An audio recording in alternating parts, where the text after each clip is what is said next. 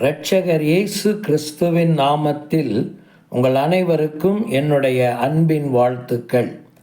திருமறை தியான நேரத்திற்கு உங்களை நான் அன்புடன் அழைக்கிறேன்.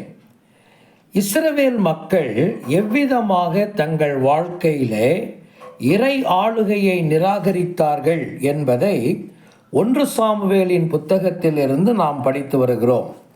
8ஆம் அதிகாரத்திலே இதன் ஆரம்ப நிகழ்வுகளை பற்றி கடந்த தியானங்களிலே நாம் கேட்டிருக்கிறோம்.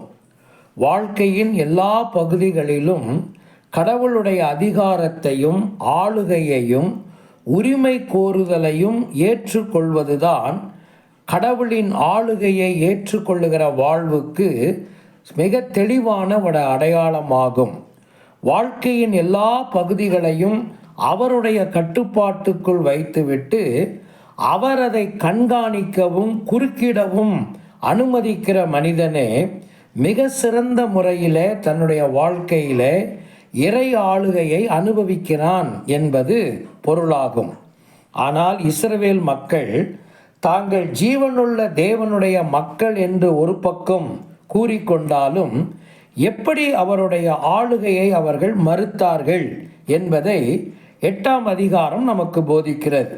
ஏற்கனவே நான் சொன்னேன், கடவுள் அவர்களுக்கு ராஜாவாக இருப்பதை விரும்பாமல் ஒரு மனிதனை தங்களுக்கு ராஜாவாக்குகிற மன்னராட்சி முறைக்கு தங்களை அவர்கள் ஒப்பு கொடுத்தார்கள் என்று நாம் பார்த்தோம். அது மாத்திரமல்ல, இந்த பாவத்திற்கு அவர்களை வழிநடத்தின வேறு பாவங்கள் என்ன என்பதை நாம் கவனித்தோம். அதைத்தான் நாம் தியானித்து வருகிறோம். கடவுள் தங்களுக்கு ராஜாவாக இருக்கக்கூடாது என்கிற தீர்க்கமான முடிவை எடுத்த இந்த பாவத்திற்கு அவர்களை வழிநடத்தின பாவங்கள் என்ன என்கிற வரிசையிலே 3 காரியங்களை கடந்த தியானங்களிலே உங்களோடு நான் பகிர்ந்திருக்கிறேன். இன்றைக்கு 4வது காரியத்தை நாம் கவனிக்கலாம். 1 சாமுவேலின் புத்தகம் 8ஆம் அதிகாரத்திலே 9வது வசனத்தில் இருந்து இதை நீங்கள் கவனிக்கலாம். ஒரு மன்னன் தங்களுக்கு ஆளுகையை கொண்டு வரும்போது அதனால் வரக்கூடிய விளைவுகள் என்ன, பாதிப்புகள் என்ன என்பதை குறித்து கடவுள் அவர்களோடு திட்டமாக பேசுகிறதை நீங்கள் கவனிக்கலாம். 8 காரியங்கள் அங்கே பட்டியலிடப்படுகிறது. பாதகமான பாதிப்புகள் என்ன, என்னென்ன விளைவுகள் ஏற்படும் என்று கடவுள் அவர்களோடு பேசுகிறதை நீங்கள் கவனிக்கலாம். இதை நீங்கள் 18வது வசனம் வரைக்கும் கவனிக்கலாம். இதையெல்லாம் காதில் கேட்டுக்கொண்ட பிறகும் இஸ்ரவேல் மக்கள் சொன்ன ஒரு பதிலை 19வது வசனத்திலே நீங்கள் பார்க்கலாம். சாமுவேலின் சொல்லை கேட்க மனதில்லாமல், அப்படி அல்ல, எங்களுக்கு ஒரு ராஜா இருக்கத்தான் வேண்டும் என்று உறுதியான தீர்மானத்தோடு அவர்கள் அறிவிக்கிறதை நீங்கள் கவனிக்கலாம். அப்படியானால் இவர்கள் வாழ்க்கையிலிருந்து நாம் படிக்கிற பாடம் என்ன? விளைவுகளை குறித்த உணர்வற்றவர்கள். கடவுள் தங்களுடைய எதிர்கால வாழ்க்கையிலே எவ்வளவு அக்கறை உள்ளவராக இருக்கிறார், கடவுள் என்னுடைய நிகழ்கால வாழ்க்கையிலும் எதிர்கால வாழ்க்கையிலும் அக்கறை உள்ளவர் என்பதை அவர் எப்பொழுதுமே நிரூபிக்கிற ஒரு ஆண்டவராகவே இருந்திருக்கிறார். இதை ஆண்டவர் சொன்னபோது அவர்கள் அந்த விளைவுகளை குறித்தோ பாதிப்புகளை குறித்தோ கொஞ்சம் கூட உணர்வுள்ளவர்களாய் இருந்தார்கள் என்பதை நீங்கள் அங்கே காணவே முடியாது. பிடிவாதமாக தாங்கள் எடுத்த முடிவிலேயே அவர்கள் நிலைத்து நின்றார்கள். என்ன காரணம்? இந்த பிடிவாதமான ஒரு உணர்வற்ற வாழ்வுக்கு என்ன காரணம்? ஒன்று, அந்த பகுதியில் அறிவிக்கப்பட்டவைகள் எல்லாமே கடவுளால் சொல்லப்பட்டவைகள் என்பதை அவர்கள் முழுவதுமாக உணரவில்லை.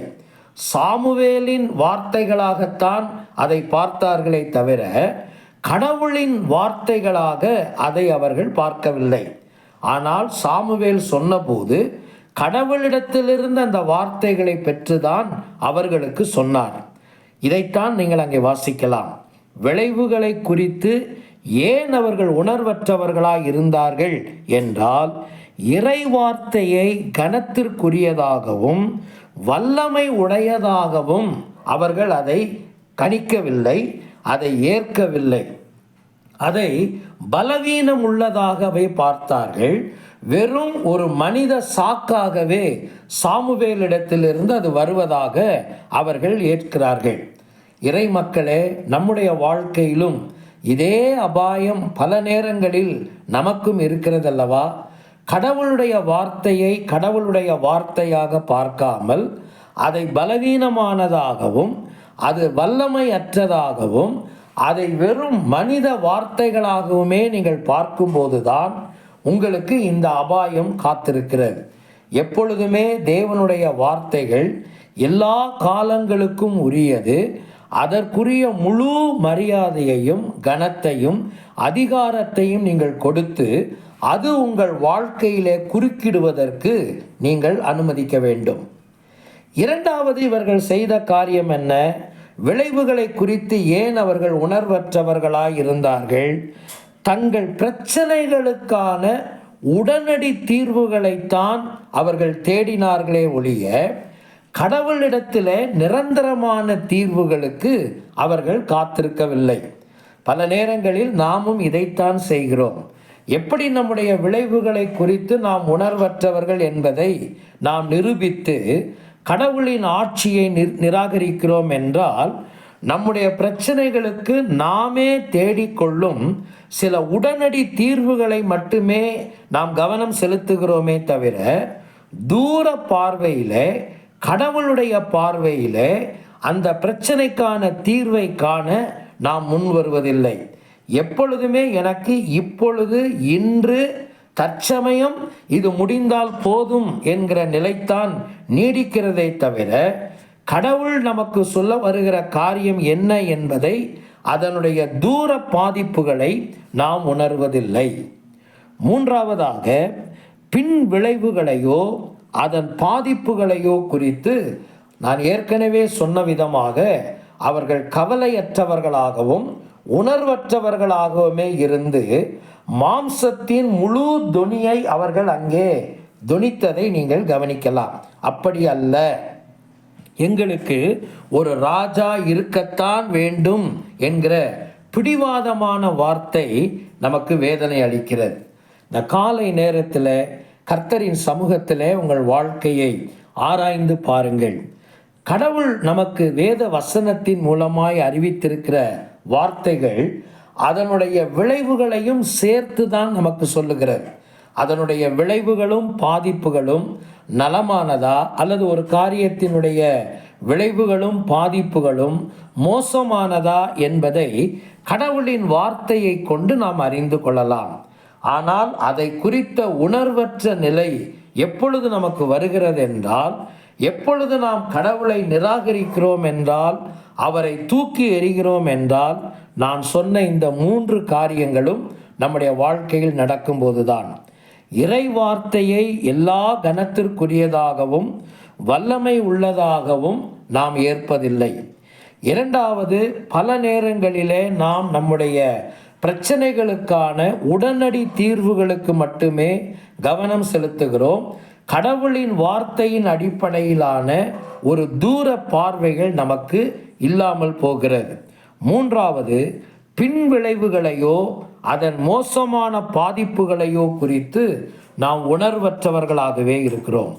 இந்த காலை நேரத்தில் கடவுளிடத்தில் நாம் மன்றாடுவோம்.